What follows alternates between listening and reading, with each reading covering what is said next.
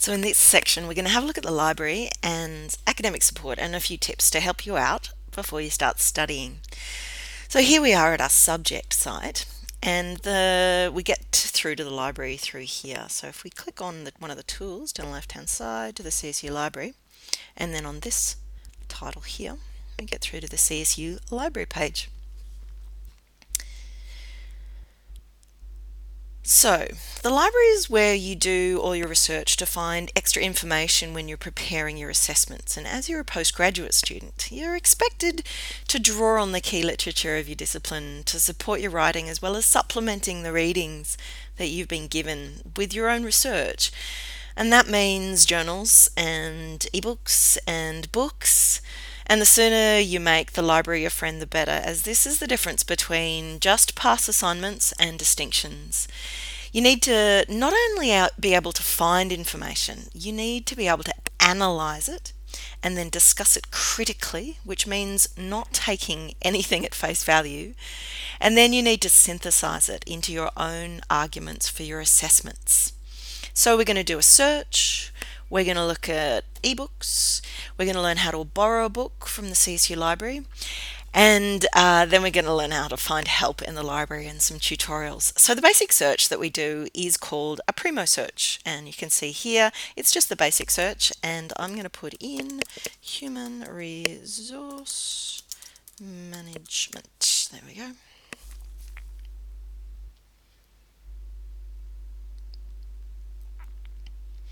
So as you can see that I have a huge result here, 620,000. So it's a great idea to narrow your search parameters. And you can do that down the left hand side because you can see that there's a whole lot of filters, and these numbers tell you how many resources are in that category. So if I was looking for DVDs, there's only 3 there, or I can look for locations or dates or other kind of filters. So it's a good idea to have a bit of an explore of this page because I can see that it's quite complicated. There's a lot of information on this page. But let's have a look about just the basics, ebooks and books. And you can see that this is a physical book and this is an ebook. And so ebooks means they're electronic books, and that means you can actually look at them straight away. And if I clicked on here, I'd be able to go through and I'd be able to read it straight away. I can read it on my screen. I can download it probably for a certain amount of days, and I can perhaps even print a certain number of chapters. This all depends. They're all the different publishers are hooked up with different kinds of restrictions to access, but generally we can get online access and you can download them for a certain number of days onto an e-reader. So if you have a tablet, that's really useful, and you can download it and read it offline for a little while. So I'm going to show you where the tutorials are, so it's a bit complicated to do right now, but that's something that the university library can help you out learning how to do, because it's really useful because it's immediate information. I'm going to show you how to get a book sent to you. So we're going to have a look at this book, Human Resource Management by Greg Stewart, and I'm going to click on that. And sometimes it says sign in here for more options, so you can click on that. It doesn't say that for me at the moment because I've already signed in. And as you can see, there's a Bathurst campus and a Port Macquarie campus book, and they're both available, one copy there. So I can click on here and I can request the book to be sent to me or sent to a campus that I'm near.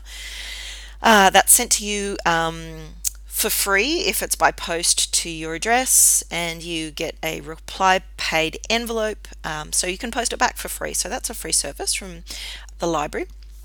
And also digitization. So this is another option if you want to ask a librarian to go and get it off the shelf and scan some of the book and send it to you as a PDF. So you can keep that, but of course that is restricted by copyright, so you can only have 10% of the book or one chapter, whichever is more. Okay, so that's requesting a book, and that's lovely, and that's for free. No worries about where you are. And next, what we're going to do is we're going to have a look back at the main page of the library. And if we scroll down below these lovely people, you can see that there are some links here to other resources. And this is where it's a great idea to have a bit of a look. You want to learn how to use the journal databases. Because your discipline will have a particular database to use, so you're going to get really familiar with that, so you can find really prestigious references, and because you want a combination of books and journal articles, because they do supply different types of information. And these are the kind of things that you learn as you become a more experienced student. Always the latest is the best. That's really important.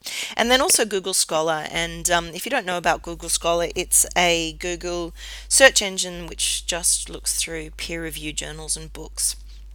It's really good to go through the library with this because it actually tells you whether CSU has access to those resources or not, because if you do it outside the library, you don't know whether you can get access to it, and can be a bit disappointing. And you can click through pretty much straight away on the side. So I'm going to put that in and I'll show you actually.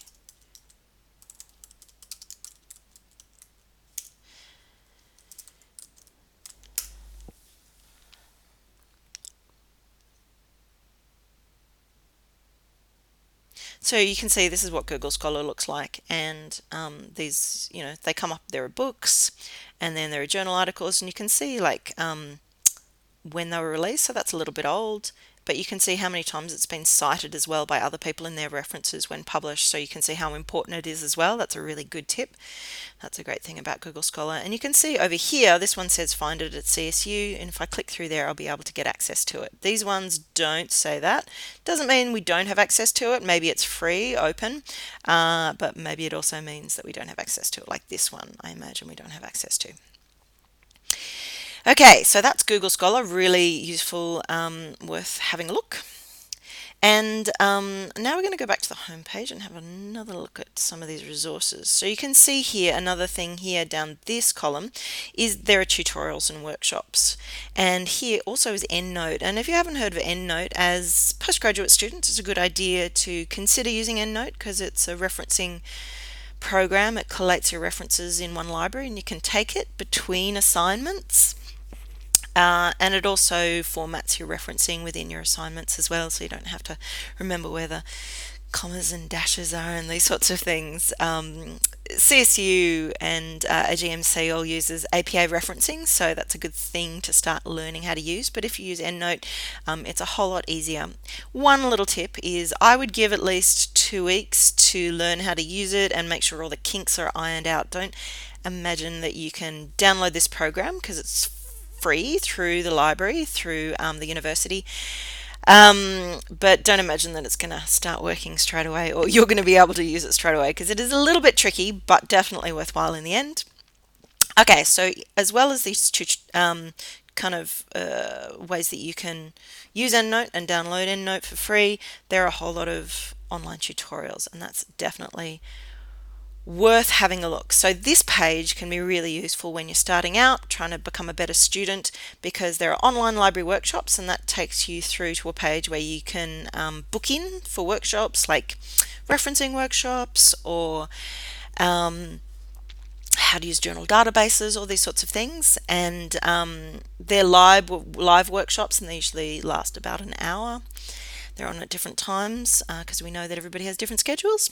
And then these ones are just video tutorials, and if I expand one here, you can see that there are little kind of simple videos about renewing loans. If you can see that, it's pretty small, isn't it? But then also more complicated stuff about improving your research skills and these sorts of things. So really, great to have all these resources at your fingertips. So as well as all of these videos and guides that you have, there are also librarians, of course, hanging out, waiting for you to contact them.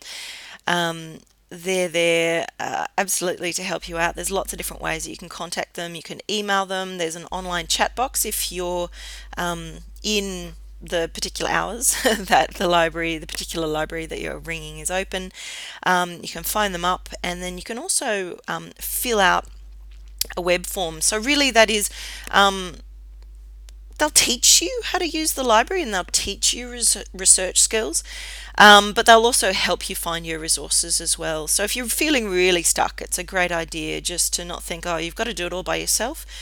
Take advantage of the resources that the library has, because the librarians really love to help you out. Okay, so just before we move on from the library, I'm going to show you this thing. It's called your lands, and if you live near any university libraries in Australia or New Zealand, you can actually join up for free because you are official students of CSU.